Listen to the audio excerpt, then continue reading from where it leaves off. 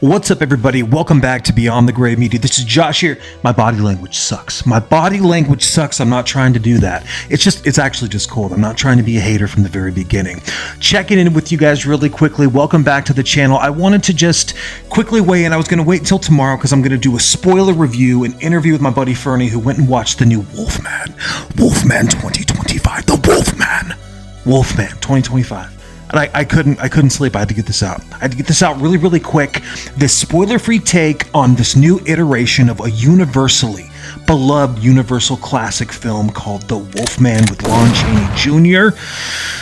I admit, I came out of the gate extremely harsh before knowing anything about this film, besides just the trailer, really. But I knew from that, this really wasn't going to be the look that I wanted. This wasn't going to be the vibe that I wanted. It looked like it was all kind of like one big set. It looked like a very small film, this Wolfman from 2025. For what it's worth, I was a little bit of a hater and I had some preconceived notions. I own that, right? I'm not always right. Sometimes when you're old like me, right, you're an 80s kid, you just don't want sacred things to be messed with. You just want to leave things the same. This Wolfman, based on the trailer, looked like a cut and paste, paint by numbers Blumhouse film for January. And that's kind of where my mind went. And I'm here to say that I haven't totally changed my opinion, but this isn't as bad as everyone's saying it is. So let's break this down. I went to see this thing. Admittedly, many of my friends and other YouTubers were pretty down on it. People that I trust, people I've been following. But before going to a film, I don't go in and think I'm going to hate something. I want to give it my full attention. I want to kind of have tempered expectations, right? Because like I learned with Nosferatu, being super excited doesn't always work out in my favor. The Wolfman, call it morbid curiosity, call it just wanting to know what they were going to do with such a legendary IP. I had to know. I just had to know what they were going to do with my Wolfman. I'm a huge diehard lycanthrope fan. All my best friends are.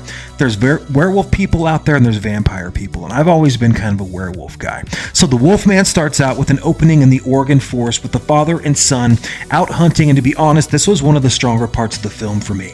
The opening, the first 15 minutes, First 15 minutes, I think there was plenty of palpable dread and relatability, discovering something only by the sounds that it makes through the Oregon trees.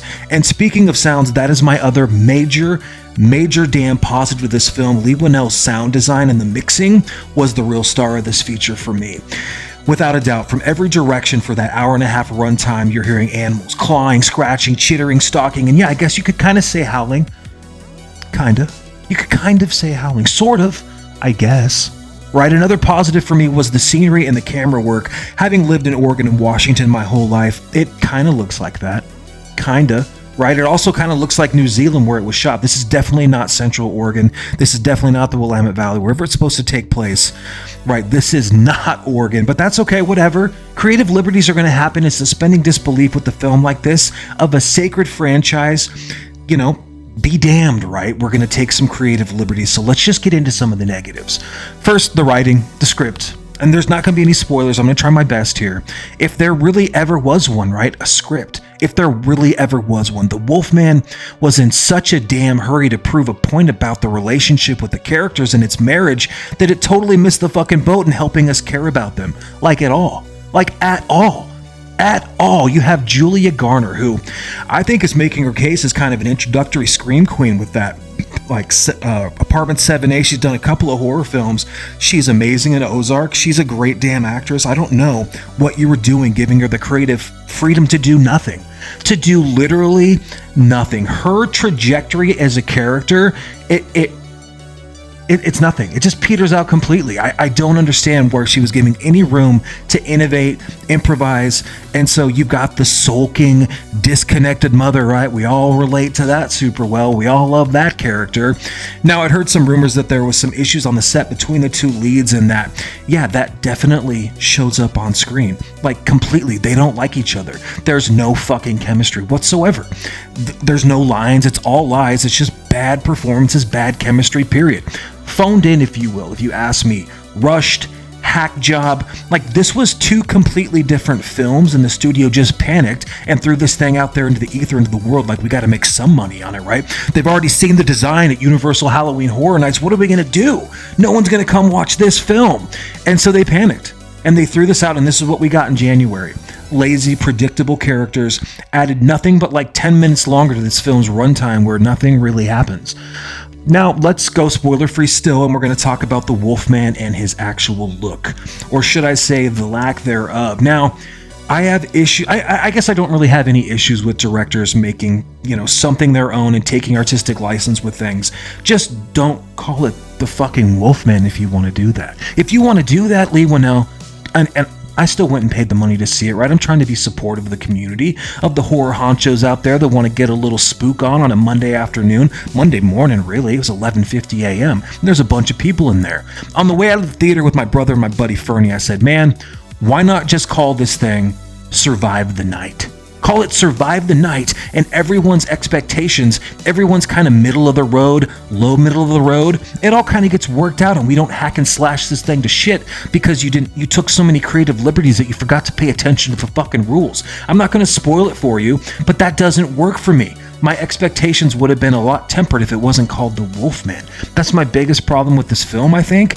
The allegedly also, not the transformation, right? Because that there wasn't one. So, spoiler, I guess, not the transformation, not the allegedly intense body horror. Seriously, who the fuck is calling this thing body horror? And have they ever actually seen any body horror films worthwhile? I'm not talking just about like Cronenberg. Have you seen anything that pushes the limits that would call this body horror?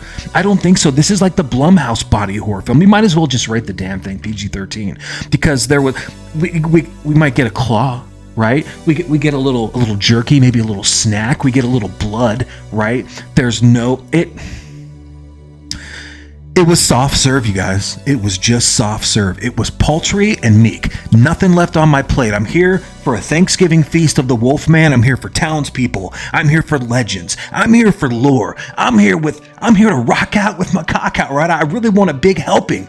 Give it to me. I just went to Nosferatu and it was this magic, this huge film. Sets and everything was going on. Then we get the Wolfman and we're like, you get these characters and here's a little wooded area, there's a little farmhouse, and you can carry this really heavy battery out to the car by yourself, little 5-foot Julia Garner. You're welcome, right? You get this big of a space when we wanted this huge serving, this huge Thanksgiving plate. We didn't get any of that. And I guess I saved you from seeing it if you were worried about the transformation, the actual look of the werewolf. Let's talk about caring. Yeah, we already talked about the character. I took a few notes. I don't care about any of the characters, I seen the obvious plot twist coming. Not that I'm some like real smart dude. Like it was just right there, and everyone knew it. No fear of anyone ever being in danger at all in this film. So yeah, this shit was just relatively weak. Still, this was a very competently made movie. Let's flip it back around to the positives, okay? Those were some negatives, okay? The sound was a 10, and I'm expecting a Dolby Atmos track that's gonna be like from hell. That 4K track is gonna bump, dude. True HD, huge. The sound, the critters, the wolf coming, right? I guess he was coming. I don't fucking know because I never got to really see him. The scenery and the wildlife, though, and the characters, the primal instincts also, some of the visuals that they use, the primal instincts that are used, that's a really cool piece. That's kind of like an interesting take. Props on that one. I really enjoyed that. The first half of this, I feel like me and my friends, we were having a great time. We were kind of like ready to go. We were along for the ride, and this Wolfman just forgot to join in on the party. He forgot the rules. And for me, that's the real tragedy. 4 out of 10.